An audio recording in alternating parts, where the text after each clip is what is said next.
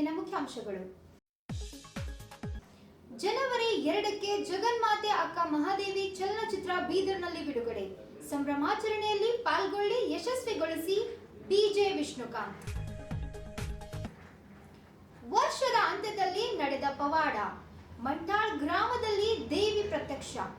ದರ್ಶನಕ್ಕೆ ಹರಿದು ಬರುತ್ತಿರುವ ಭಕ್ತರ ಸಮೂಹ. ಪ್ರತಿ ಕಿಲೋಮೀಟರ್ಗೆ 12 ರೂಪಾಯಿ ನೀಡುವಂತೆ ಒತ್ತಾಯಿಸಿ ಬ್ಲಿಂಕಿಟ್ ನೌಕರರಿಂದ ಪ್ರತಿಭಟನೆ. ಬರುವ ಜನವರಿ 2ರಂದು ಶರಣ ಕರ್ಮಭೂಮಿ ಪವಿತ್ರ ನೆಲವಾದ ಬೀದರ್ನಿಂದಲೇ ಜಗನ್ಮಾತಾ ಅಕ್ಕ ಮಹಾದೇವಿ ಚಲನಚಿತ್ರ ಬಿಡುಗಡೆಯಾಗಲಿದೆ. ಚಲನಚಿತ್ರ ನಟರು ಆದ ನಿರ್ದೇಶಕ ಬಿಜೆ ವಿಷ್ಣುಕಾಂತ್ ತಿಳಿಸಿದರು. ಬುಧವಾರ ಇಲ್ಲಿಯ ಪತ್ರಿಕಾ ಭವನದಲ್ಲಿ ಚಲನಚಿತ್ರದಲ್ಲಿ ನಟಿಸಿದ ನಟಿ, ಕಲಾವಿದರು ಜಂಟಿಯಾಗಿ ನಡೆಸಿದ ಸುದ್ದಿಗೋಷ್ಠಿಯಲ್ಲಿ ಅವರು ಮಾತನಾಡಿ ಚಲನಚಿತ್ರ ಕುರಿತು ಮಾಹಿತಿ ನೀಡಿದರು.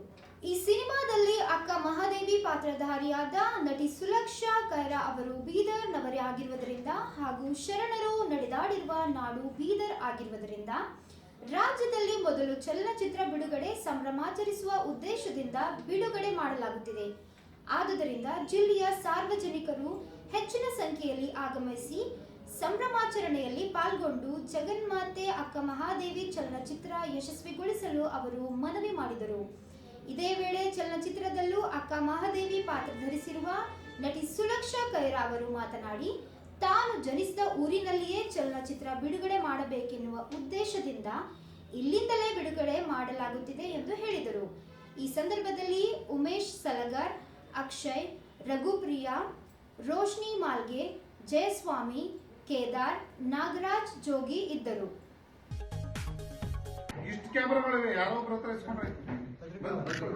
ಇದು ಒಂದು ದಾಖಲೆ ಚಿತ್ರ ಕೂಡ ಆಗ್ತಿದೆ. ಸಾಮಾನ್ಯವಾಗಿ ಇತ್ತೀಚಿನ ದಿನಗಳಲ್ಲಿ ದೊಡ್ಡ ಸ್ಟಾರ್ಗಳ ಚಲನಚಿತ್ರ ಬಿಟ್ಟರೆ ಬೇರೆ ಚಲನಚಿತ್ರಗಳಿಗೆ ಚಿತ್ರಮಂದಿರ ಸಿಗೋದು ತುಂಬಾ ಕಷ್ಟ. ನಾವು ಯಾರಿಗೂ ಕೇಳಿಲ್ಲ ಡಿಸ್ಟ್ರಿಬ್ಯೂಟ್ ಮಾಡಿ ಅಂತ, ನಾವೇ ಮಾಡ್ತಿದ್ದೇವೆ. ಕಲ್ಯಾಣ ಕರ್ನಾಟಕದಲ್ಲಿ ಸುರೇಶ್ ಚಂದ್ರಶೆಟ್ಟಿ ಅವರ ಸಾರಥ್ಯದಲ್ಲಿ, ಅಂದರೆ ಅವರು ಥ್ರೂ ಅಂತ, ಅದರ ವಿಶಾಲ ಕರ್ನಾಟಕಕ್ಕೆ ನಾನೇ ಇದ್ದೇನೆ. ಹಾಗೆ ಇನ್ನೊಬ್ಬ ನಮ್ಮ ಸ್ನೇಹಿತ ರಾಜು ಅಂತಿದ್ದಾರೆ, ಆಟೋ ರಾಜ್ ಅಂತ ಕರೀತಾರೆ, ಡಿಸ್ಟ್ರಿಬ್ಯೂಟರ್ ಲೈನಲ್ಲಿ ಅವ್ರನ್ನ. ಅವರು ಕೂಡ ತುಂಬ ಕಡೆ ತುಂಬ ಭಾಗಗಳಲ್ಲಿ ಅವರೇ ನಿಂತ್ಕೊಂಡ್ಬಿಟ್ಟು ಚಿತ್ರಮಂದಿರಗಳನ್ನ ಬುಕ್ ಮಾಡಿ ಈ ಚಲನಚಿತ್ರಕ್ಕೆ ಒಂದು ಶಕ್ತಿಯಾಗಿ ಅವರು ನಿಂತಿದ್ದಾರೆ. ಅವರೆಲ್ಲರಿಗೂ ಥ್ಯಾಂಕ್ಸ್ ಹೇಳ್ತಾ, ಶುಭಾಶಯಗಳನ್ನು ಹೇಳ್ತಾ, ನೇರವಾಗಿ ನಮ್ಮ ಬೀದರ್ ಜಿಲ್ಲೆಯಲ್ಲಿ ಒಂದು ಚಿತ್ರತಂಡನ ಆರಂಭವಾಗಿದ್ದು ಮೊದಲಿತ್ತೋ ಇದ್ದಿರೋ ನನಗೆ ಗೊತ್ತಿಲ್ಲ. ಆದರೆ ಅಂಬೇಡ್ಕರ್ ಚಲನಚಿತ್ರದ ಮುಖಾಂತರ ಒಬ್ಬರು ಬೆಳೀತಾ ಇದ್ದಾರೆ. ನನ್ನಂತೆ 10 ಜನರು ಇಲ್ಲಿ ಚಲನಚಿತ್ರ ನಿರ್ದೇಶಕರು, ನಿರ್ಮಾಪಕರು ಆಗ್ತಿದ್ದಾರೆ. ಅವರು ಸಹಾಯಕ ನಿರ್ದೇಶಕರಾಗಿರ್ಬೋದು, ನಿರ್ಮಾಪಕರಾಗಿರ್ಬೋದು, ಹಾಗೆಯೇ ಸಂಗೀತ ನಿರ್ದೇಶಕರು ಕೂಡ ಇದ್ದಾರೆ, ಬರಹಗಾರರು ಇದ್ದಾರೆ, ಎಲ್ಲರೂ ಇದ್ದಾರೆ. ನಾವು ಎಲ್ಲ ಜಮಾಯಿಸಿದರೆ ತುಂಬಾ ಆಗ್ತೀವಿ, ಹೆಚ್ಚು ಕಡಿಮೆ ಒಂದು 100 ಗಂಟೆ ಆಗ್ತೀವಿ. ಅದು ಯಾಕಂದರೆ ಕಣ್ಣಿಗೆ ಯಾಕೆ ಕಾಣಿಸ್ತಾ ಇಲ್ಲ ಅಂದರೆ ಒಬ್ಬರು ಸೇರಿಬಿಟ್ಟು ಮತ್ತೆ.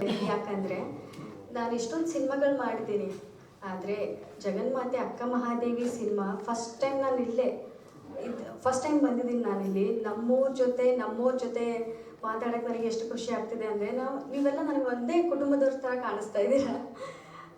ಸಿನಿಮಾ ಅಂತ ರಿಲೀಸ್ ಆಗಬೇಕಂದ್ರೆ ಎಲ್ಲರೂ ಬೀದರ್ ಸೆಂಟರ್ ಹುಡುಕ್ತಾರೆ, ಬ್ಯಾಂಗ್ಳೂರು ಹುಡುಕ್ತಾರೆ. ಬ್ಯಾಂಗ್ಳೂರಲ್ಲೇ ಫಸ್ಟ್ ರಿಲೀಸ್ ಮಾಡಿಬಿಟ್ಟು ಎಲ್ಲ ಕಡೆನೂ ಪ್ರಚಾರಕ್ಕೆ ಬರ್ತಾರೆ.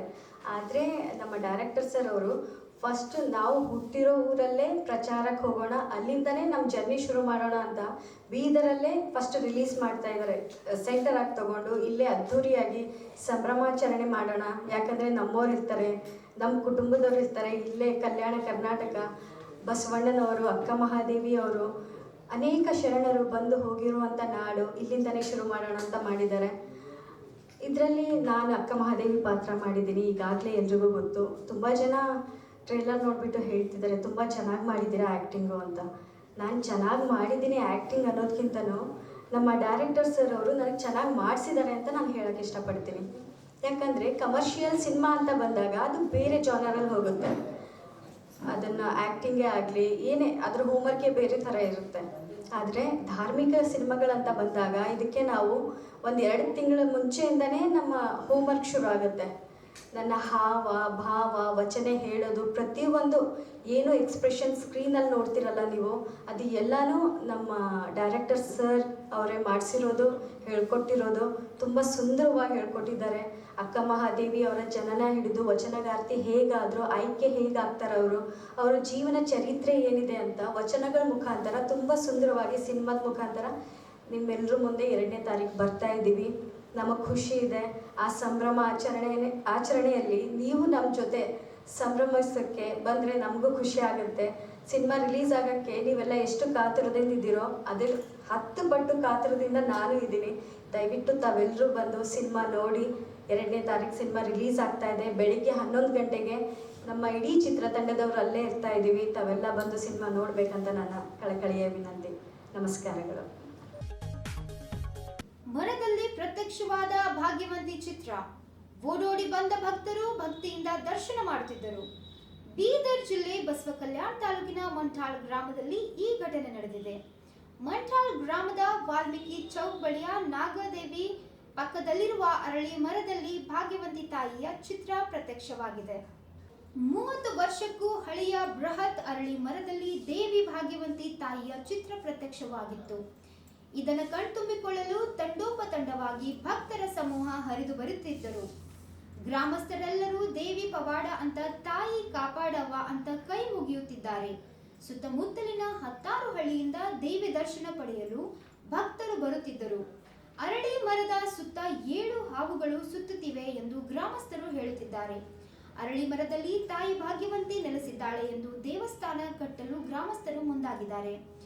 ದೇಣಿಗೆ ಸಂಗ್ರಹಿಸಿ ದೇವಸ್ಥಾನ ನಿರ್ಮಾಣ ಮಾಡುತ್ತಿದ್ದಾರೆ. ರಾತ್ರಿ ಆಗ್ತಿದ್ದಂತೆ ದೇವಿ ದರ್ಶನ ಪಡೆಯಲು ಅಕ್ಕಪಕ್ಕದ ಹಳ್ಳಿಗಳಿಂದ ಭಕ್ತರು ಆಗಮಿಸುತ್ತಿದ್ದಾರೆ.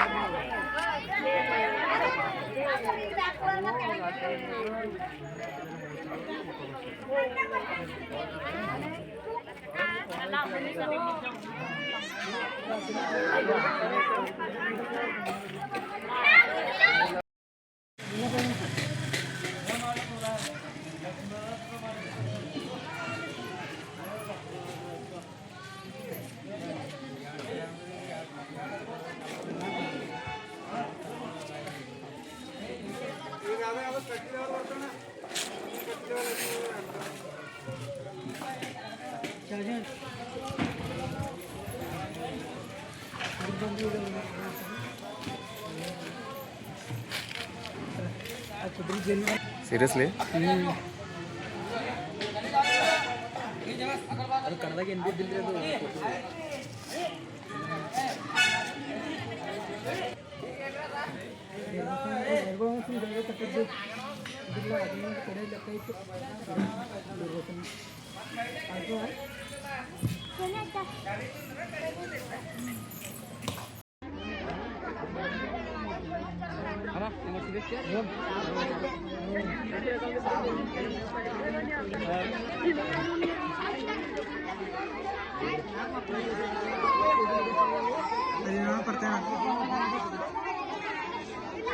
ಕುಮಾರ್ ರೀ, ಮಂಟಾಳ ಗ್ರಾಮ, ಖಡಕವಾಡಿ ರೀ, ವಾಲ್ಮೀಕಿ ಚೌಕ. ಒಂದು ಅರಳಿ ಗಿಡದಲ್ಲಿ ಒಂದು ಭಾಗ್ಯವಂತಿ ದೇವಿ ನೆಲೆಸಿದಾಳ್ರಿ. ಅಲ್ಲಿ ಐತಾರ ರಾತ್ರಿ ನಮಗೆ ಕಾಣಿಸ್ತದ್ರಿ ದೇವ್ರು. ಪರ್ಗಳು ಸಣ್ಣ ಪರ್ಗಳು ನೋಡಿದ್ದಾರೆ. ಆಮೇಲೆ ಎಲ್ಲ ದೊಡ್ಡದವ್ರಿಗೆ ಕಾರಣ ಅವರೆಲ್ಲ ಸ್ವಲ್ಪ ನೋಡಿ ಭಾಗ್ಯವಂತಿ ಸ್ವಲ್ಪ ಎಲ್ಲರಿಗೆ ಪರಿಚಯ ಐತಿ. ಹಾಂ, ದೇವ್ರ ಅಂತ ನಂಬ್ಲತ್ತಿದ್ದೇವ್ರಿ. ಯಾಕೆ ಇಲ್ಲಿ ಹಾವೆಲ್ಲ ಬಂದವ್ರಿ. ಯಾಕೆ ಇಲ್ಲಿ 7 ಹಾವು ಇದ್ದೀವಿ ರೀ. ಬೆನ ಹಾವುಗಳು ಬಂದವು. 4-5 ಹಾವುಗಳಿಗೆ ಹೊಡೆದವ್ರು ರೀ. ಮತ್ತು ಇನ್ನೂ 2-3 ಹಾವು ಅವ ರೀ ಇಲ್ಲಿ ಅವ. ಹಾಂ, ಗುಡಿ ಕಟ್ಲತ್ತಿದ್ದೇವೆ ರೀ. ಎಲ್ಲ ಸಾರ್ವಜನಿಕದವ್ರು ಎಲ್ಲ ಭಕ್ತಿದಿಂದ ಹಾಕಿ ಕಟ್ಲತ್ತಿದ್ದೇವೆ. ಆ ಕಡೆಯಿಂದ ಜನ ಹೊಂಟಾರ್ರಿ. ರಾತ್ರಿ ಬಂದಿರ್ರಿ, ಗಾಡಿ ಕಟ್ಕೊಂಡು ಬಂದು ನೋಡಿ ನಡ್ದಾರ್ರಿ ಎಲ್ಲರೂ. ಇಷ್ಟಪಡ್ತೀರಿ ಈಗ ರೀ ನಮಗ್ರ ಭಕ್ತಿದಿಂದ ನಮಗೆ ಒಲ್ದಾದ್ರಿ ನಾವು ಅಲ್ಲತ್ತೀವಿ. ಈಗ ಅವ್ರಿಗೆ ಏನು ಅನ್ಸ್ಲತ್ತೋ ಗೊತ್ತಿಲ್ಲ. ನಮಗ್ರ ದೇವಿ ಆಳ ಅಂತ ನಮಗೆ ಅನ್ಸ್ಲತ್ತದ. ದೇವಿ ಅಲ್ಲತ್ತಾರ. ಅವ್ರು ಭೀ ಒಪ್ಕೊಂಡ್ರಿ, ಹೊರಗಿನವ್ರು ಭೀ ಬಂದು ಒಪ್ಕೊಂಡ್ರ. ಹಾಂ ಓಕೆ. ನಮಸ್ಕಾರ ಎಲ್ಲರಿಗೆ. ನನ್ನ ಹೆಸರು ಸಂಜೀವ್ ಕುಮಾರ್ ಹಡ್ತಾದ್ ಅಂತ. ನೋಡ್ರಿ, ನಮ್ಮ ಮಂಠಾಳ ಗ್ರಾಮದಲ್ಲಿ ಅರಳಿ ಗಿಡ ಹತ್ತಿರ ಕೊಂಬೆ ಒಂದು ಅರಳಿ ಗಿಡ ಹತ್ತಿರ ಭಾಗ್ಯವಂತಿ ಮಹಾತಾಯಿ ನೆಲೆಸಿದ್ದಾಳೆ. ಅದರ ಸಲುವಾಗಿ ಸಾರ್ವಜನಿಕ ಭಕ್ತಾದರು ಬಂದು ಎಲ್ಲರೂ ನಿಂತು ನೋಡಿ ಆಶ್ಚರ್ಯಗೊಂಡು ಎಲ್ಲರೂ ಇದೇ ಸಾಕ್ಷಾತ್ ಭಾಗ್ಯವಂತಿ ದೇವಿ ರೂಪವನ್ನು ಅಂದ್ಕೊಂಡು ನೋಡಿಕೆ ಎಲ್ಲ ಬಂದ ಭಕ್ತರೆಲ್ಲ ನೋಡ್ಕೇಸಿ ಹೇಳ್ತಾ ಇದ್ದಾರೆ. ಅದರ ಸಲುವಾಗಿ ನಾವು ಎಲ್ಲ ಗ್ರಾಮಸ್ಥರೆಲ್ಲ ಕಲ್ತು ತಾಯಿಯ ರೂಪ ಸಲುವಾಗಿ ನಾವೊಂದು ದೇವ್ರ ಕಟ್ಟಲಗತ್ತೀವಿ ಮಂಠಾಳ ಗ್ರಾಮದಲ್ಲಿ. ಇದು ಪವಾಡ ಅಂತ ಹೇಳ್ರಿ ಅಲ್ಲ, ಇದು ಸಾಕ್ಷಾತ್ ಭಾಗ್ಯವತಿ ದೇವಿದು ಪವಾಡ ಅದ. ಹಾಗಾಗಿ ಎಲ್ಲ ಭಕ್ತರು ಕೂಡಿಸಿ ತಾಯಿಯ ಸ್ಮರಣೆಯನ್ನು ಮಾಡ್ತಾ ಇದ್ದಾರೆ. ನೈಟ್ ಬಂದು ಎಲ್ಲರೂ ತಾಯಿಯ ಸ್ಮರಣೆ ಮಾಡ್ತಾ ಇದ್ದಾರೆ.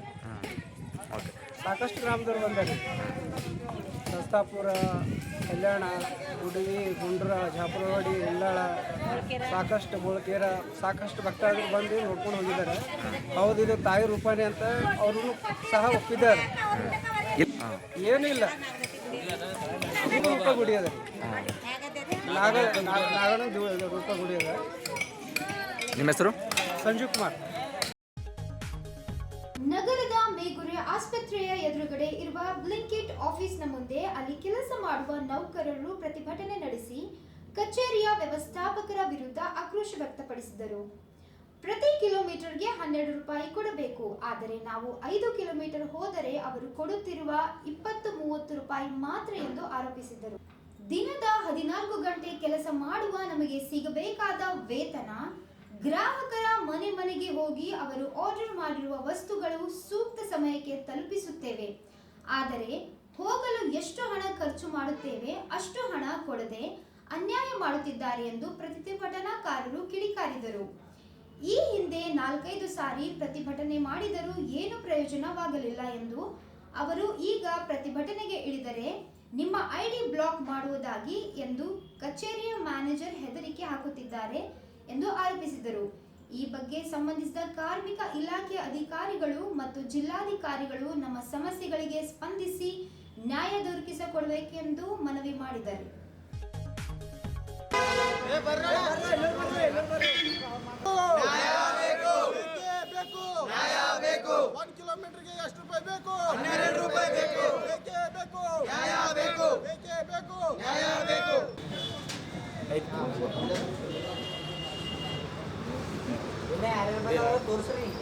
ಸರ್, ನನ್ನ ಹೆಸರು ವಿಶಾಲ್ ಅದ. ನಾವು ಬ್ಲಿಂಕಿಟ್ಯಾಗ ಕೆಲಸ ಮಾಡ್ತೀವಿ. ಒಂದು ತಿಂಗಳಾಯಿತು ನಮ್ಮ ಇದೇ ಪ್ರಾಬ್ಲಮ್ ಅಲ್ಲತ್ತೀವಿ ರೀ. 5 ಕಿಲೋಮೀಟ್ರ್ ಹೋದ್ರೆ 30 ರೂಪಾಯಿ ಕೊಡ್ಲತ್ತಾರ ರೀ.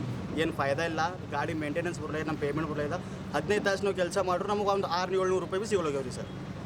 ಎಷ್ಟು ದಿವಸದಿಂದ ಆಗ್ತೀರಿ? ಮತ್ತು ನಾವು ಸ್ಟ್ರೈಕ್ ಮಾಡ್ತಾ ಅಂದ್ರೆ ನಮ್ಮ ಐಡಿ ಬ್ಲಾಕ್ ಮಾಡ್ತಾ ಇಲ್ಲತ್ತಾರ, ಹೆದರಿಕೆ ಕೊಡ್ಲತ್ತಾರ, ಅಂಜಿಕೆ ಹಾಕ್ಲತ್ತಾರ. ಇದಕ್ಕೆ ಪರಿಹಾರ ಇಲ್ಲ ರೀ. ಪೊಲೀಸರು ಬಂದು ಹೋಗ್ಯಾರ ಇವಾಗ. ಅವ್ರು ಏನಂದ್ರೆ ನೀವು ಹೋಗಿ ಕೇಸ್ ಮಾಡ್ರಪ್ಪ, ಸ್ಟೇಷನ್ಗೆ ಹೋಗಿ ಕೇಸ್ ಮಾಡಿರಿ ಅಂತಂದ. ಇದು ಯಾರು ನಿಮಗೆ ಹೆದರಿಕೆ ಕೊಡ್ತಾ ಇದ್ದಾರೆ? Manager sir. ಮ್ಯಾನೇಜರ್ ಹೆಸರು? ಮ್ಯಾನೇಜರ್ ಹೆಸರು ಅಶೋಕ್ ಸರ್.